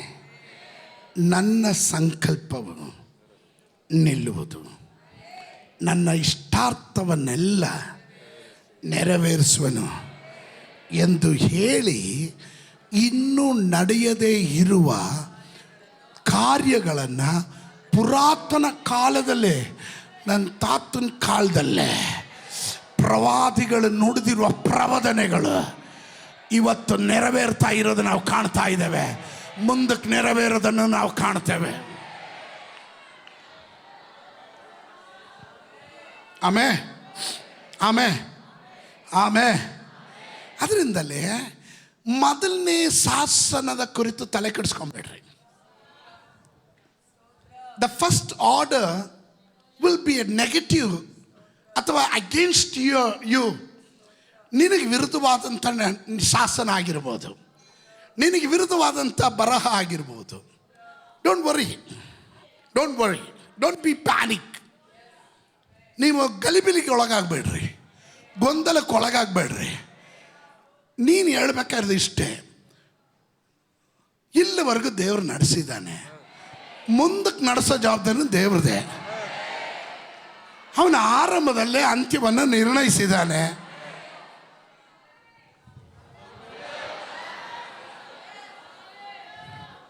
ದೇವ್ರಿಗೆ ಗೊತ್ತಿಲ್ಲದೆ ಶತ್ರು ಏನು ನಿಯಮ ಮಾಡಿದ್ರು ಅದನ್ನು ದೇವರು ಉಲ್ಟಾ ಓಡಿಸ್ತಾನೆ. ಮೊದಲನೇ ಶಾಸನ ಆಮಾನನಿಗೆ ಫೇವರ್ ಆಗಿತ್ತು. ಸ್ತೋತ್ರ. ಓದೋಣ, 3ನೇ ಅಧ್ಯಾಯಕ್ಕೆ ಬನ್ನಿರಿ.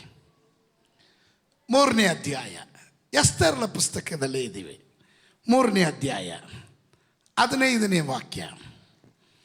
ಈ ನಿರ್ಣಯವು ಸೂಷನ್ ಕೋಟೆಯಲ್ಲಿ ಪ್ರಕಟವಾದಾಗಲೇ ಅಂಚೆಯವರು ರಾಜಾಜ್ಞೆಯ ಮೇರೆಗೆ ಶೀಘ್ರವಾಗಿ ಹೊರಟರು.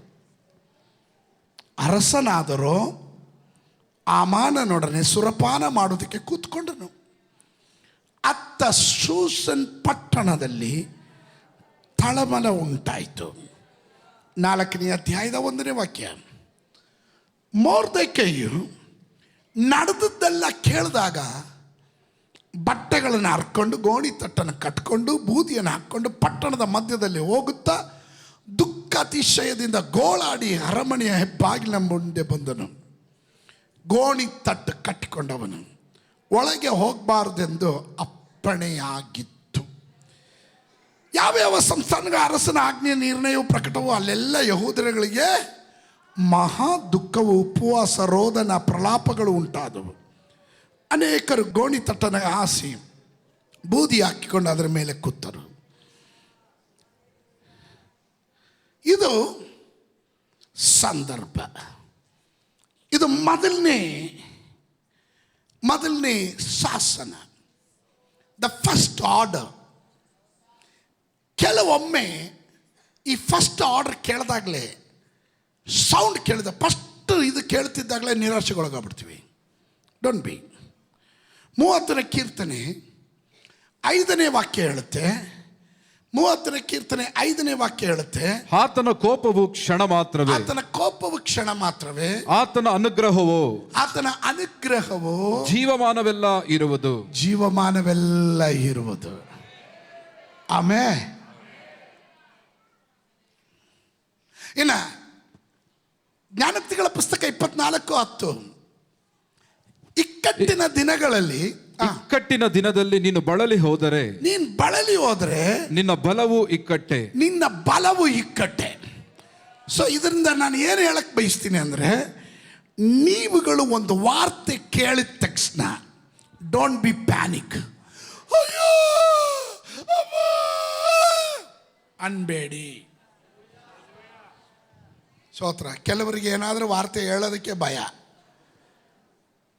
ವಾರ್ತೆ ಕಂಪ್ಲೀಟ್ ಮಾಡೋಕ್ಕೆ ಮುಂಚೆ ಇವರು ಇರ್ತಾರೋ ಇಲ್ವೋ ಹೇಳೋಕ್ಕಾಗಲ್ಲ. ಇಕ್ಕಟ್ಟಿನ ದಿನಗಳಲ್ಲಿ ನೀನು ಬಳಲಿ ಹೋದರೆ ನಿನ್ನ ಬಲವು ಇಕ್ಕಟ್ಟೆ. You will lose your strength. ನಿನ್ನ ಬಲ ನೀನು ಕಳ್ಕೊಂಡ್ಬಿಡ್ತೀಯ.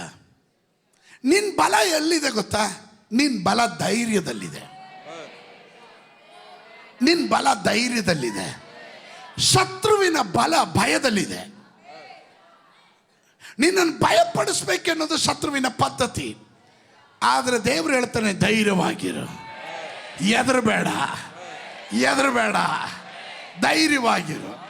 ಪಕ್ಕದಲ್ಲಿರೋ ಬೆಣ್ತಟ್ಟು ಹೇಳ್ರಿ, ಧೈರ್ಯವಾಗಿರಿ ಅಂತ.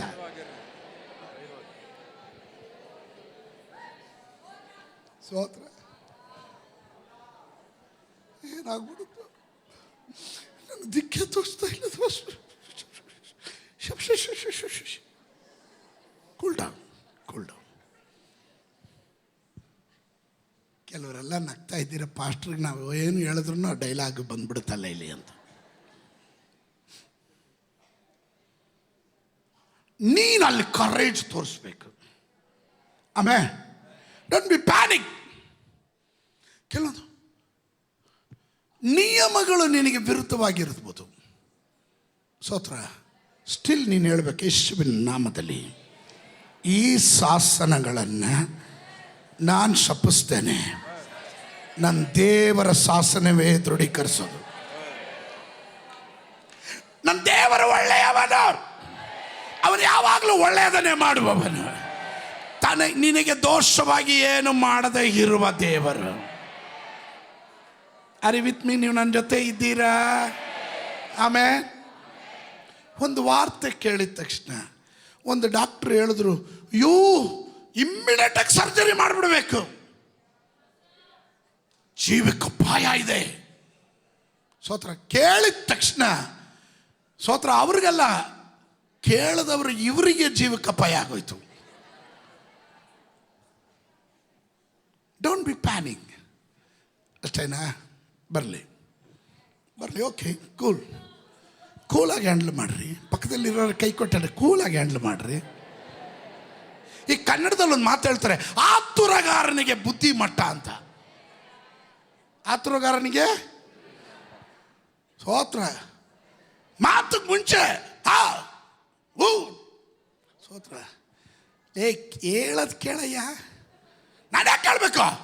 ನಾನು ಮಾಡೋದು ಕರೆಕ್ಟ್ ಇದೆ, ಸರಿ ಹೋಗಪ್ಪ. ಸ್ತೋತ್ರ. ಕೆಲವರು ಅವಿವೇಕದಿಂದ ಮಾತಾಡ್ತಾರೆ. ನಾವು ಏನು ಮಾತಾಡ್ತೀವೋ ಟಾಪಿಕ್ ಬಿಟ್ಬಿಡ್ತಾರೆ, ವಿಷಯ ಬಿಟ್ಬಿಡ್ತಾರೆ, ಕಾಡೆಲ್ಲ ಸುತ್ಕೊಂಡ್ಬರ್ತಾರೆ. ಅದು ನನಗೆ ಬೇಕಾಗಿರೋ ವಿಷಯನೇ ಅಲ್ಲ, ನನ್ನ ವಿಷಯ ಇದು. ಸ್ತೋತ್ರ.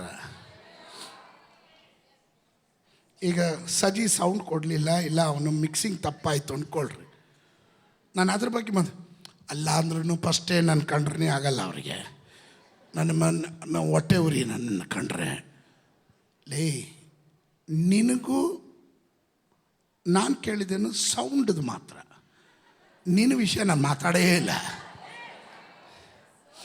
ವಿಷಯ ಬಿಟ್ಟು ಬೇರೆ ಕಡೆ ಡೈವರ್ಟ್ ಆಗಬೇಡ್ರಿ. ಆಮೇಲೆ ಶತ್ರು ಯಾವಾಗಲೂ ಮಾಡೋ ಕೆಲಸ ಏನು ಗೊತ್ತಾ? ನಿನ್ನನ್ನು ಗೊಂದಲಕ್ಕೆ ಸಿಕ್ಕಿಸ್ಬೇಕು, ಕನ್ಫ್ಯೂಷನ್ ಮಾಡಬೇಕು, ನಿನ್ನನ್ನು ಕಳವಳಪಡಿಸ್ಬೇಕು, ನೀನು ಭಯ ಪಡಬೇಕು. ಅಲ್ಲಲ್ಲಿ ನಿನ್ನ ಬಲ ನೀನು ಇನ್ನು ಪ್ರಾರ್ಥನೆ ಮಾಡೋಕ್ಕೂ ಆಗಲ್ಲ, ದೇವರನ್ನ ಕೂಗೋಕ್ಕೂ ಆಗಲ್ಲ, ಆರಾಧನೆಗೆ ಹೋಗೋದು ಬೇಡ, ಸಭೆಗೆ ಹೋಗೋದು ಬೇಡ. ಈ ಥರ ನಿನ್ನನ್ನು ವೀಕ್ ಮಾಡೋದಕ್ಕೆ ಶತ್ರು ಪ್ಲಾನ್ ಮಾಡ್ತಾನೆ. ಏನೇ ಬಂದ್ರು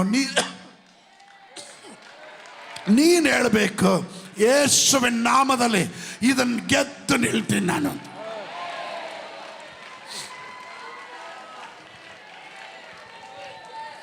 Amen. When the first order looks negative, but the second order releases God's favor. ಮೊದಲನೇ ಆರ್ಡರ್ ನಿನಗೆ ನಕಾರಾತ್ಮಕವಾಗಿ ಕಂಡ್ರು, ಎರಡನೇ ಆರ್ಡರು ನಿನಗೆ ದೇವರ ದಯೆ ದೊರಕುವಂತೆ ಮಾಡುತ್ತೆ. ಸ್ತೋತ್ರ. ಮೊದಲನೇ ಆರ್ಡರ್ ಯಹೂದ ಜನರಿಗೆ ವಿರುದ್ಧವಾಗಿತ್ತು. ಮೊದಲನೇ ಆರ್ಡರ್ ಮೊರ್ದೆಕೈಗೆ ವಿರುದ್ಧವಾಗಿತ್ತು. ಮೊದಲನೇ ಆರ್ಡರ್ ಎಸ್ತಳಿಗೆ ವಿರುದ್ಧವಾಗಿತ್ತು.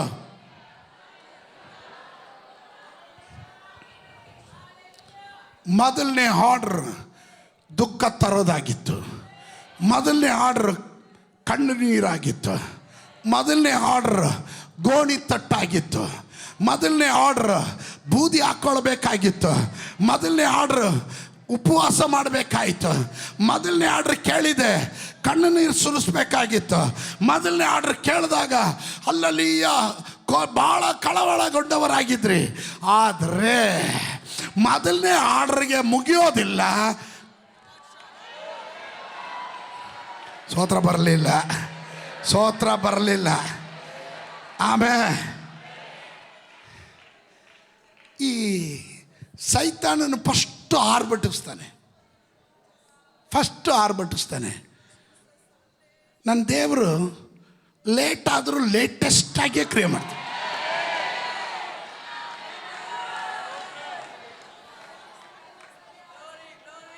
ಒಂದು ಉದಾಹರಣೆ ಹೇಳ್ತೀನಿ.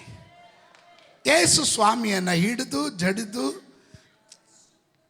ಕಾಲ್ವರಿ ಶಿಲುಬೆಯಲ್ಲಿ ಜಡಿದು ಮರಣವನ್ನು ಹೊಂದಿದ ನಂತರ ಸೈತಾನನ ಪಾಳಯದಲ್ಲಿ ಭಯಂಕರವಾದ ಆರ್ಭಟ. ಆದಾಮನ ಕಾಲದಿಂದ ಪ್ರಯತ್ನ ಮಾಡಿದ್ರು, ಯಾರೂ ಸಕ್ಸಸ್ ಆಗಿಲ್ಲ. ಕಡೆ ಆದಾಮನಂತೆ ಅವನ್ನು ಮುಗಿಸ್ಬಿಟ್ವಿ ನಾವು ಅಂತ. ಕಡೆ ಆದಾಮನನ್ನು ಮುಗಿಸ್ಬಿಟ್ವಿ. ಫುಲ್ ಪಾರ್ಟಿ ನಡೀತಾ ಇದೆ. ಶುಕ್ರವಾರ ಪಾರ್ಟಿ, ಸ್ತೋತ್ರ, ಶನಿವಾರ ಪಾರ್ಟಿ. ಆಮೇಲೆ ಇಲ್ಲಿ ನೋಡ್ರಿ, ದೇವ ಜನರೆಲ್ಲ ಕಣ್ಣು ನೀರು ಪ್ರಾರ್ಥನೆ, ಅಯ್ಯೋ ದೇವರೇ ಅಳ್ತಾ ಇದ್ದಾರೆ. ಆದರೆ 3ನೇ ದಿವಸ ಎನ್ನೋದು ಸೈತಾನ್ನ ಪಂಚಾಂಗದಲ್ಲಿ ಒಂದು ದಿನ ಇದ್ದರೆ ನನ್ನ ದೇವರ ಪಂಚಾಂಗದಲ್ಲಿ ಒಂದು 3ನೇ ದಿನ ಇದೆ. ಸೈತಾನ್ ಫಸ್ಟು ಪಾರ್ಟಿ ಮಾಡಿಬಿಡ್ತಾನೆ. ಸೈತಾನ್ನ ಏಜೆಂಟ್ಗಳೆಲ್ಲ ಫಸ್ಟ್ ಪಾರ್ಟಿ ಮಾಡ್ತವೆ. ಅದು ನೋಡಿ ನೀನು ಪ್ರಾಣಿಕ ಬೇಡ. ಅದು ನೋಡಿ ನೀನು ಅಯ್ಯೋ ಹೊಟ್ಟೆ ಹುರ್ಕೋಬೇಡ. ನೀನು ವೇಟ್, ನೀನು ಅದಕ್ಕೆ ಸೊಪ್ಪು ಹಾಕಕ್ಕೆ ಹೋಗಬೇಡ.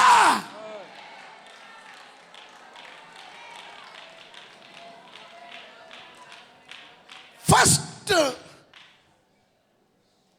ಆರ್ಡರ್ ಪಾಸ್ ಆಗಿದೆ. The whole nation, the Jewish people, ಅವರೆಲ್ಲರೂ ಕಳವಳಕ್ಕೊಳಗಾದರು. ತಳಮಳ ಆಯಿತು, ಅವರಿಗೆ ಗೊಂದಲ ಆಗೋಯ್ತು. ಆಮೇನ್. ಆದರೆ ಅವ್ರಿಗೆ ಗೊತ್ತಿಲ್ಲ, my God is still in control. ನನ್ನ ದೇವರು ಈಗಲೂ ನಿಯಂತ್ರಣದಲ್ಲಿದ್ದಾನೆ. ನನ್ನ ದೇವರು ಸಾರ್ವಭೌಮತ ಉಳ್ಳವನು, ಪರಮ ಅಧಿಕಾರ ಉಳ್ಳವನು ನನ್ನ ದೇವರು ಎಂದು. ಇದರ ಒಳಗಡೆ ಯಾರಾದರೂ ನಂಬೋರು ಇದ್ದರೆ ನೀವು ಮಾತ್ರ ಗಟ್ಟಿಯಾಗೊಂದು ಆಮೇನು ಹೇಳ್ರಿ.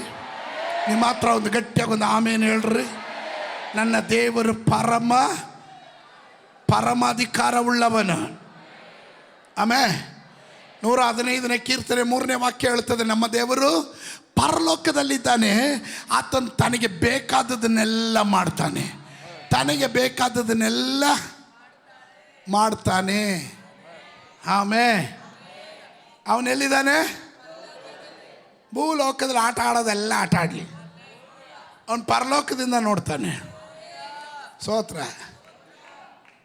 ನಾನು ಇಲ್ಲಿ ನಿಂತ್ಕೊಂಡು ನಿಮ್ಮನ್ನು ನೋಡಿದ್ರೆ ನೀವೇನೇನು ಮಾಡ್ತಾಯಿದ್ರೆ ನನಗೆ ಕಾಣಲ್ವ ಅಲ್ಲಿಂದ? ಅದು ಇಲ್ದಿರ ಎಕ್ಸ್ಟ್ರಾ ಇಷ್ಟು ಕ್ಯಾಮ್ರಾಗಳು ಇಟ್ಟಿದ್ದೀವಿ. ಅದನ್ನು ತೋರ್ಸೋಕ್ಕೆ ಒಂದು LED ವಾಲ್ ಹಾಕಿದ್ವಿ. ನಾವೇ ಇಷ್ಟು ಕ್ರಮೀಕರಣ ಮಾಡಿದ್ರೆ ಸೃಷ್ಟಿಕರ್ತನ ಕಣ್ಣನ್ನು ತಪ್ಪಿಸ್ಕೊಳಕ್ಕಾಗುತ್ತಾ? ಅವನು ಪರಲೋಕದಲ್ಲಿದ್ದಾನೆ, ತನಗಿಷ್ಟ ಉಳ್ಳದನ್ನು ಮಾಡ್ತಾನೆ. ಅವನು ಸ್ವಲ್ಪ ಸಮಯ ಹೋಗು, ಆಟ ಆಡು, ಹೋಗು, ನೀನು ಸಂತೋಷ ಪಡ, ಎಂಜಾಯ್ ಮಾಡ. ಕೆಲವರು ಅದರಲ್ಲಿ ಎಂಜಾಯ್ ಮಾಡ್ತಾ ಇರ್ತಾನೆ. ಸ್ತೋತ್ರ. ಈ ತೋಟದಲ್ಲಿ ತೆಂಗಿನಕಾಯಿ ಕೀಳ್ತಾರೆ. ತೆಂಗಿನಕಾಯಿ ಕಿತ್ತ ಮೇಲೆ ಈ ಕೆಲವೊಂದು ಟೊಳ್ಳು ತೆಂಗಿನಕಾಯಿ ಇರುತ್ತೆ, ಅದಕ್ಕೇನಂತಾರೆ, ಮಂಡಕ್ಕಿ ಎಲ್ಲ ಬಿದ್ದು ಹೋಗ್ಬಿಟ್ಟಿರುತ್ತೆ. ರೋಗ ಬಂದು ಅದರಲ್ಲಿ ಏನು ಕಾಯಿನೂ ಇರಲ್ಲ, ನೀರು ಇರಲ್ಲ, ಪ್ರಯೋಜನ ಇಲ್ಲ. ಅದೆಲ್ಲ ಇವ್ರು ತಗೊಂಡೋಗಲ್ಲ ಮಾರಾಟಕ್ಕೆ. ಅದೆಲ್ಲ ಬಿಸಾಕ್ಬಿಡ್ತಾರೆ. ಒಬ್ಬ ನತದೃಷ್ಟ ಅವನ ಆ ಮಾರ್ಗವಾಗಿ ಬರ್ತಾನೆ. ಅವನು ನೋಡ್ತಾನೆ, ಅವ್ನು ಯಾರು ಬಿಸಾಕಿದ್ನೋ ಇದೆಲ್ಲ ತಗೊಂಡು ಡ್ಯಾನ್ಸ್ ಮಾಡ್ತಾನೆ. ಇವತ್ತು ನನಗೆ ಸೌಭಾಗ್ಯ ಸಿಕ್ತು, ನನಗೆ ಸೌಭಾಗ್ಯ ಸಿಕ್ತು, ನನಗೆ ಫ್ರೀ ಆಗಿ ಸಿಕ್ತು, ನನಗೆ ಫ್ರೀ ಆಗಿ ಸಿಕ್ತು ಅಂತ. ಸೋತ್ರ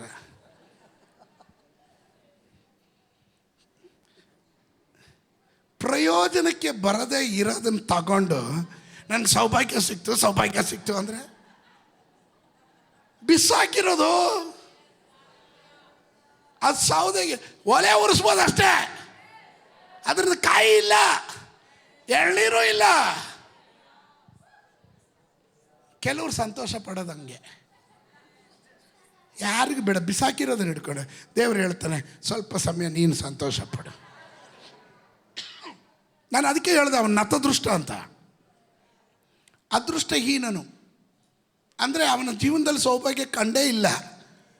ಕಾಣದೇ ಇರೋನಿಗೆ ಹಂಗೆ ಏನೋ ಸ್ವಲ್ಪ ಕಂಡುಬಿಟ್ರೆ ಸೋತ್ರ ಡಾಮ್ ಡೂಮ್ ಡಯಾಡುಸ ಸೋತ್ರ. ಇವತ್ತು ಚೆನ್ನಾಗಿ ಅರ್ಥ ಮಾಡ್ಕೊಳ್ರಿ.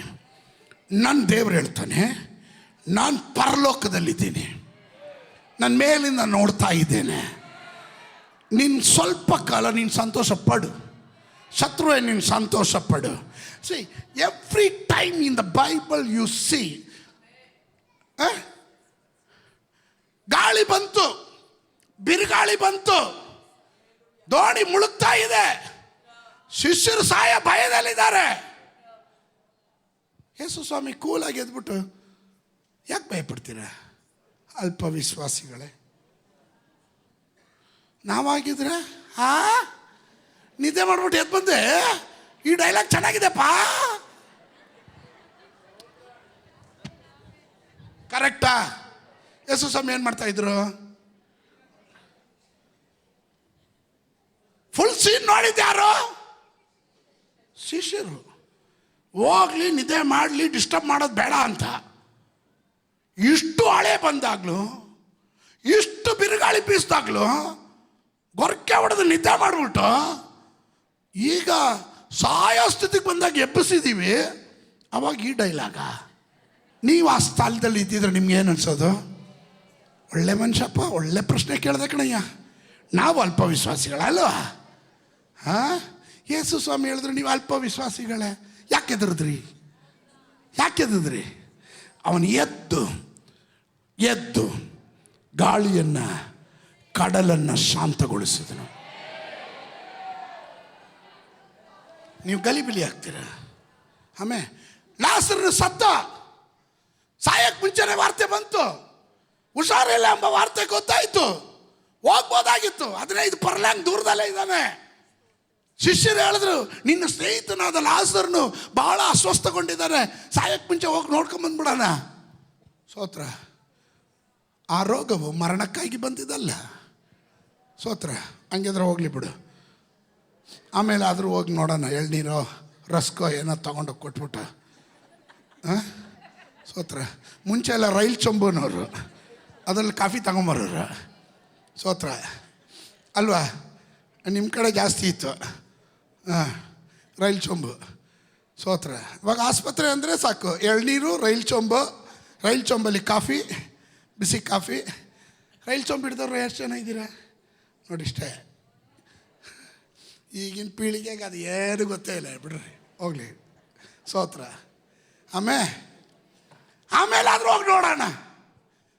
ಸೋತ್ರ. ಸ್ವಲ್ಪ ಸಮಯ ಆದಮೇಲೆ ವಾರ್ತೆ ಸಿಕ್ತು. ನನಗನ್ನಿಸ್ದಂಗೆ ಅವಾಗೇನು ಮೊಬೈಲ್ ಇತ್ತಾ? ಟೆಲಿಗ್ರಾಮ್ ಇತ್ತಾ? ನ್ಯೂಸ್ ಪೇಪರ್ ಇತ್ತಾ? ಹೆಂಗೋ ಬಂದಿರ್ಬೋದು ವಾರ್ತೆ. ಹುಷಾರಿಲ್ಲ ಅನ್ನೋ ವಾರ್ತೆ ಶಿಷ್ಯರ ಕಿವಿಗೆ ಬಂದಿದ್ದಂಗೆ ಯಾರೋ ಹೋಗಿ ಲಾಸರನ್ನ ನೋಡ್ಕೊಂಬಂದವರು ಶಿಷ್ಯರಿಗೆ ಹೇಳಿದ್ರು. ಅಂದರೆ ಕಮ್ಯುನಿಕೇಷನ್ ಆಗ್ತಾ ಇರುವಂಥ ಅಷ್ಟೇ ಅಂತರದಲ್ಲಿ ಯೇಸು ಸ್ವಾಮಿ ಇದ್ದಾರೆ.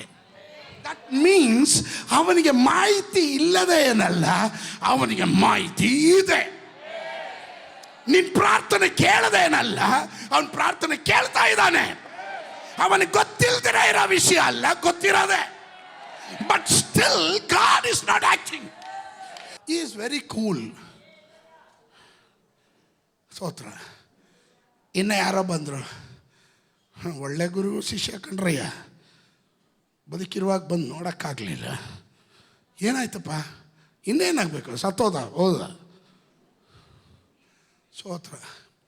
ಅದಕ್ಕೆ ಕೇಳಿದಂಥ ಶಿಷ್ಯಂದರು ಓಡಿ ಬಂದು ಯೇಸು ಸ್ವಾಮಿ ಹತ್ರ ಹೇಳಿದ್ರು, ಸ್ವಾಮಿ, ನಿನ್ನ ಸ್ನೇಹಿತನಾದ ಲಾಸರನು ಸತ್ತು ಹೋದನು, ಆಮೇಲೆ ಫ್ಯೂನರಲ್ ಸರ್ವಿಸ್ಗಾದರೂ ಹೋಗೋಣ. ಯೇಸು ಸ್ವಾಮಿ ಆಗಲೂ ಕೂಲಾಗಿ ಹೇಳಿದ್ರು, ಅವನು ಸತ್ತಿಲ್ಲ, ಅವನು ಎದ್ದು ಬರ್ತಾನೆ ಅಂತ.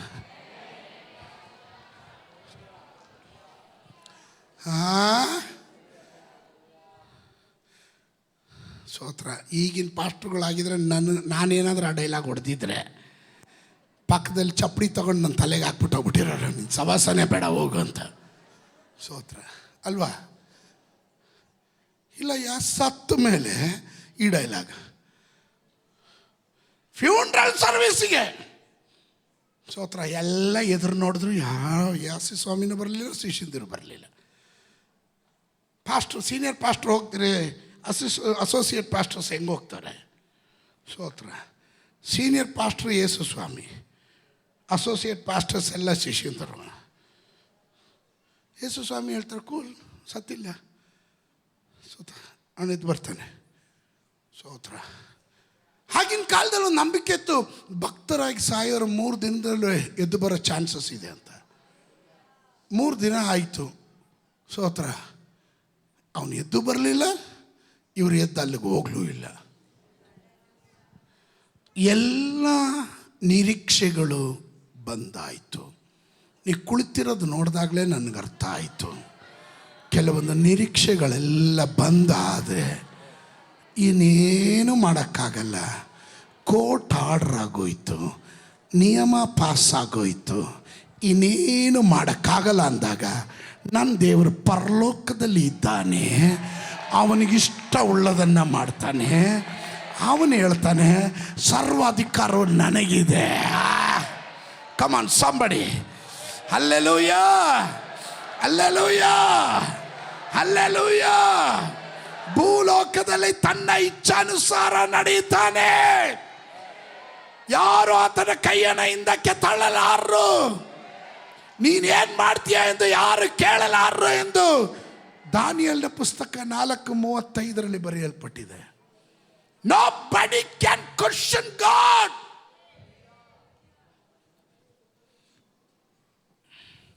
ನಾಲ್ಕನೇ ಜಾವದಲ್ಲಿ ಬರ್ತಾನೆ.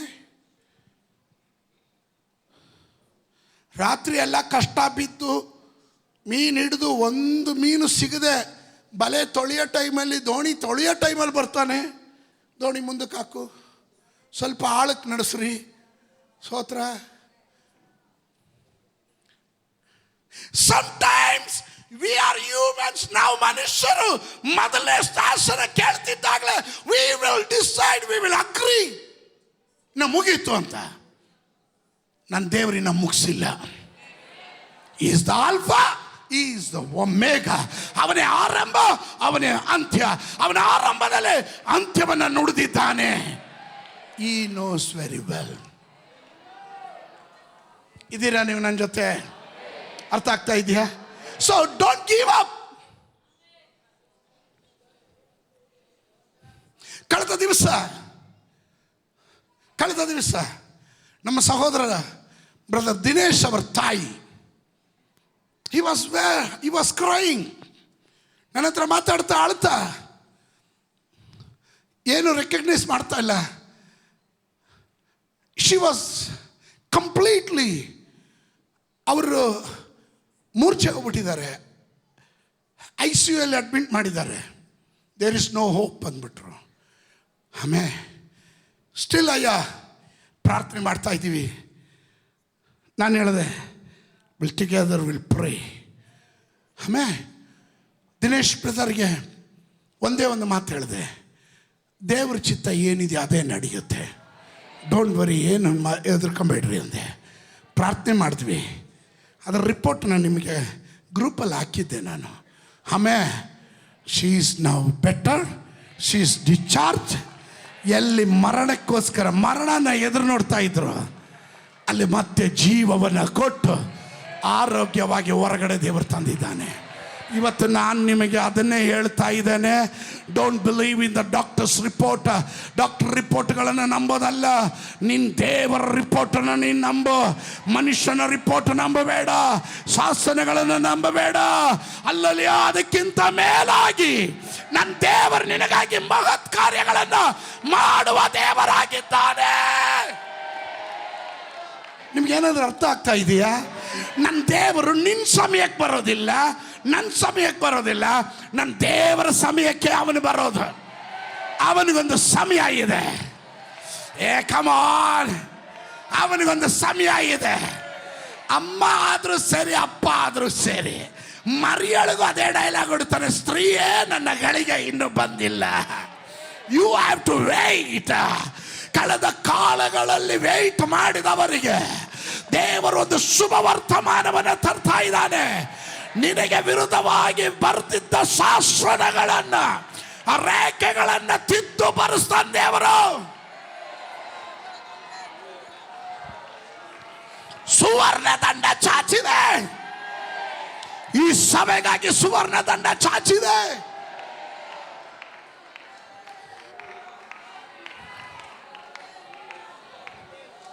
Church, are you ready? ಈ ಸುವರ್ಣ ದಂಡ ನಿನಗಾಗಿ ಚಾಚಿದ್ರೆ ನೀನು ರೆಡಿ ಆಗಿರು. ಶಾಸನ ಏನೇ ಆಗಿರಲಿ ಅದನ್ನು ತಿದ್ದು ಬರೆಸೋ ಜವಾಬ್ದಾರಿ ಅಲ್ಲಲೇ ಇದು ಹಿಡಿದವನ ಕೈಯಲ್ಲಿ ಇದೆ. ಮೊದಲನೇ ಶಾಸನ, ಮೊದಲನೇ ಆರ್ಡರ್ ಪಾಸ್ ಆದಾಗ ದ ಕಿಂಗ್ ಆ್ಯಂಡ್ ಆಮಾನನು ಮತ್ತು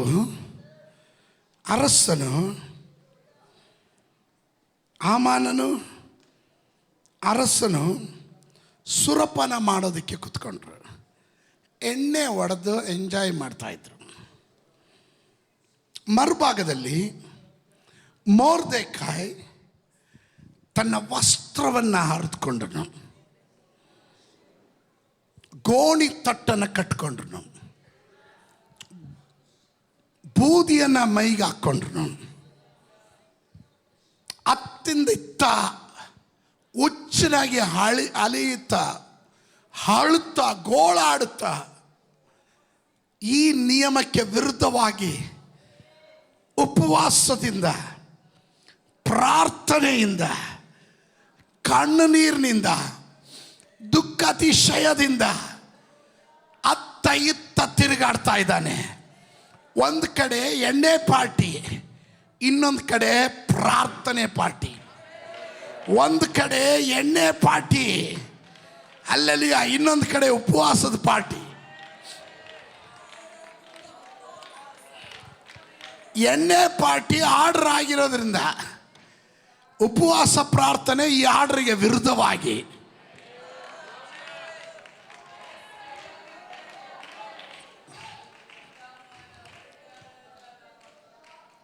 ನಿಮಗೆ ಗೊತ್ತಾ, ಈ 4ನೇ ಅಧ್ಯಾಯದಿಂದ 8ನೇ ಅಧ್ಯಾಯದಲ್ಲಿ 3 ಪ್ರಧಾನವಾದ ಕಾರ್ಯಗಳು ನಡೆಯಿತು. 4ನೇ ಅಧ್ಯಾಯ 3ನೇ ಅಧ್ಯಾಯದ 15ನೇ ವಾಕ್ಯದಿಂದ 4ನೇ ಅಧ್ಯಾಯದ 3ನೇ ವಾಕ್ಯದವರೆಗೂ ನಾವು ಓದಿದ್ವಿ. ಅದರ ಪ್ರಕಾರ 4ನೇ ಅಧ್ಯಾಯದಿಂದ 4ನೇ ಅಧ್ಯಾಯದಲ್ಲಿ ಅಥವಾ 3ನೇ ಅಧ್ಯಾಯದಿಂದ ಆರಂಭವಾಗಿ ಮೊದಲನೇ ರಾಜ ಆಜ್ಞೆ ಹೊರಡ್ತಾ ಇದೆ. ಅದು ದೇವ ಜನರಿಗೆ ವಿರುದ್ಧವಾದ ಆಜ್ಞೆ ಆಗಿತ್ತು. ಆಮೇಲೆ ಆದರೆ ಈ 4ನೇ ಅಧ್ಯಾಯದಿಂದ 8ನೇ ಅಧ್ಯಾಯದ ಒಳಗಡೆ ದೇವರು 3 ಕಾರ್ಯ ಮಾಡಿದನು. ಸ್ತೋತ್ರ ಹೇಳಲಿಲ್ಲ. ಆಮೇಲೆ ಒಂದು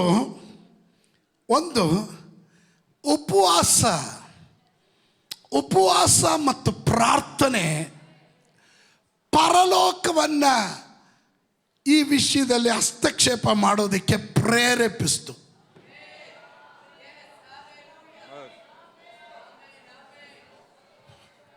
ಪ್ರೀತಿಯ ದೇವಜನರೇ, ನಿಮಗೆ ಏನೇ ಪ್ರಾಬ್ಲಮ್ ಬರಲಿ, ಈ ಜಾತಿ ಬಿಟ್ಟು ತೊಲಗಬೇಕಾದ್ರೆ ಉಪವಾಸದಿಂದಲೂ ಪ್ರಾರ್ಥನೆಯಿಂದ ಅಲ್ಲದೆ ಇದು ಬಿಟ್ಟು ತೊಲಗೋದಿಲ್ಲ. ಉಪವಾಸ ಪ್ರಾರ್ಥನೆ ಪರಲೋಕದ ದೇವರ ಈ ವಿಷಯದಲ್ಲಿ ಕ್ರಿಯೆ ಮಾಡೋದಕ್ಕೆ ಎಬ್ಬಿಸುವಂಥದ್ದಾಗಿದೆ, ಹಸ್ತಕ್ಷೇಪ ಮಾಡೋದಕ್ಕೆ. 2, ಎಸ್ತರ್ಳನ್ನ, ದಾಸಿ ಆದವಳನ್ನು ರಾಣಿಯಾಗಿ ಮಾಡಿ, ಯಾವ ಅಧಿಕಾರ ಇಲ್ಲದವಳಿಗೆ ರಾಣಿಯ ಪದವಿ ಕೊಟ್ಟು ಡೆಲಿಗೇಟೆಡ್ ಅಥಾರಿಟಿ, ಅವಳು ಏನು ಹೇಳ್ತಾಳೆ ಅದೇ ಶಾಸನ. 4ನೇ ಅಧ್ಯಾಯದಿಂದ 8ನೇ ಅಧ್ಯಾಯದೊಳಗಡೆ ನಡೀತಿರೋ 3 ಕಾರ್ಯ. 3ನೇದಾಗಿ ಗಾಡ್ ಮ್ಯಾನಿಪುಲೇಟಿಂಗ್, ಸಮಯ ಸ್ತೋತ್ರ, ಸಮಯ ಬದಲಾವಣೆ ಮಾಡಿದನು. ಕೆಲವರ ನಿದ್ದೆ ಕೆಡಿಸ್ದ, ಆರ್ಡರ್ ಕ್ಯಾನ್ಸಲ್ ಮಾಡಿಸ್ದ. ಸ್ತೋತ್ರ. ನೀವು ಸತ್ಯವೇದ ಗ್ರಂಥದಲ್ಲಿ 6ನೇ ಅಧ್ಯಾಯದ 1ನೇ ವಾಕ್ಯ, ಎಸ್ತೇರನ ಪುಸ್ತಕ 6:1, ರಾತ್ರಿಯಲ್ಲಿ ಅರಸನಿಗೆ ನಿದ್ದೆ ಬರಲಿಲ್ಲ. ನನಗೆ ಪರಿಶುದ್ಧಾತ್ಮನ ಹೀಗೆ ಹೇಳಿದನು, ಈ ವರ್ಷ 2026ರಲ್ಲಿ ನಾನು ಬರೆದಿಟ್ಟಿದ್ದೀನಿ, 2026ರಲ್ಲಿ ಕೆಲ ಅಧಿಕಾರಿಗಳ ಮತ್ತು ಅಧಿಪತಿಗಳ ನಿದ್ದೆಯನ್ನು ದೇವರು ಕೆಡಿಸೋಕೆ ಹೋಗ್ತಾನೆ. ಯಾವ ಜಡ್ಜ್ ನಿನಗೆ ವಿರುದ್ಧವಾಗಿ ರಿಪೋರ್ಟ್ ಕೊಟ್ಟನೋ ಅವನ್ ನಿದ್ದೆ ಕೆಡುತ್ತೆ. ಯಾವ ವ್ಯಕ್ತಿ ನಿನಗೆ ವಿರುದ್ಧವಾಗಿ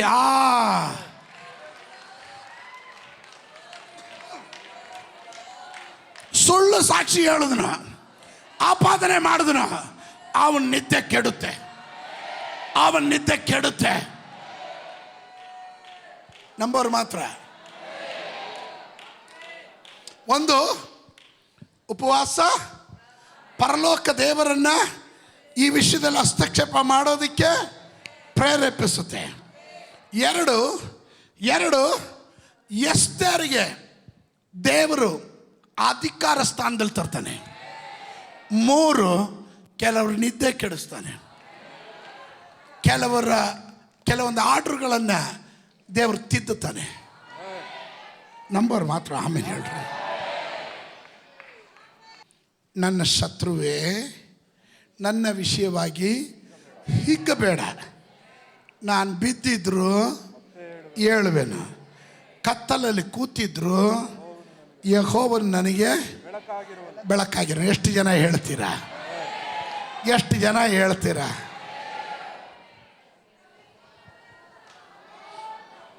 ಪಕ್ಕದಲ್ಲಿರೋ ಕೈ ಕೊಟ್ಟು ಹೇಳ್ರಿ, ಡೋಂಟ್ ಬಿ ಪ್ಯಾನಿಕ್. ನೀವು ಗಳಿಬಿಲಿಗೊಳ್ಬೇಡ್ರಿ, ಗೊಂದಲಕ್ಕೊಳಗಾಗಬೇಡ್ರಿ, ವೈಟ್, ಕಾದಿರು.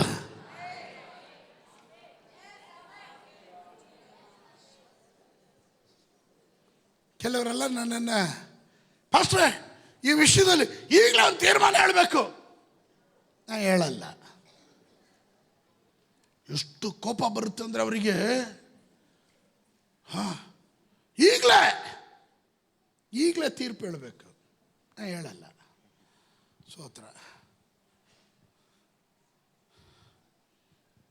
ವೇಟ್. ಕೆಲವೊಂದು ಜಡ್ಜ್ಮೆಂಟ್ಗಳನ್ನು ಮಾಡೋಕ್ಕೋಗ್ಬೇಡ್ರಿ, ಕೆಲವೊಂದು ತೀರ್ಪುಗಳು ನೀವು ಹೇಳೋಕ್ಕೋಗ್ಬೇಡ್ರಿ. Still my God is working. ಯಾರು ಗೊತ್ತು? ಫಸ್ಟ್ ಆಫ್ ಆಲ್ ಎಸ್ತೇರಲ್ಲ ಅಲ್ಲಿ ಹೋಗೋದಕ್ಕೆ ಭಯ ಪಡ್ತಾ ಇದ್ದವಳು, ಪ್ರಾಣ ಭಯ ಇದ್ದವಳು. ಒಂದು ಸರಿ ಏನೋ ಆಯಿತು, 2ನೇ ಸಾರಿ ನನ್ನ ದೇವರು ನಿನಗಾಗಿ ಶತ್ರು ಒಂದು ರೇಖೆ ಬರೆದ್ರೆ ನಿನಗೆ ವಿರುದ್ಧವಾಗಿ, ಒಂದು ಶಾಸನ ನಿನಗೆ ವಿರುದ್ಧವಾಗಿ ಬರೆದ್ರೆ 2ನೇ ಶಾಸನವನ್ನು ನಾನು ದೇವರು ಬರೀತಾನೆ. ಅದು ನಿನಗೆ ಅನುಕೂಲವಾಗಿರುತ್ತೆ, ಅದು ನಿನಗೆ ಅನುಕೂಲವಾಗಿರುತ್ತೆ. ಅದರಿಂದ ಸೈತಾನನಿಗೆ ಕೇಳುವ ಹಾಗೆ ಹೇಳ್ರಿ, ನನ್ನ ಶತ್ರುವೇ, ನನ್ನ ಶತ್ರುವೇ, ನೀನು ಇಕ್ಕಬೇಡ, ನನ್ನ ವಿಷಯವಾಗಿ ನೀನು ಇಕ್ಕಬೇಡ. ನಾನು ಬಿದ್ರು ಎದ್ದು ಬರ್ತೀನಿ. ನೀತಿವಂತನು 7 ಸಾರಿ ಬಿದ್ರು ಅವನ ನೆಲ ಸಮವಾಗೋದಿಲ್ಲ. ಎದ್ದು ಬರ್ತೇನೆ, ಪುಟ್ಟದ ಹೇಳ್ತೇನೆ,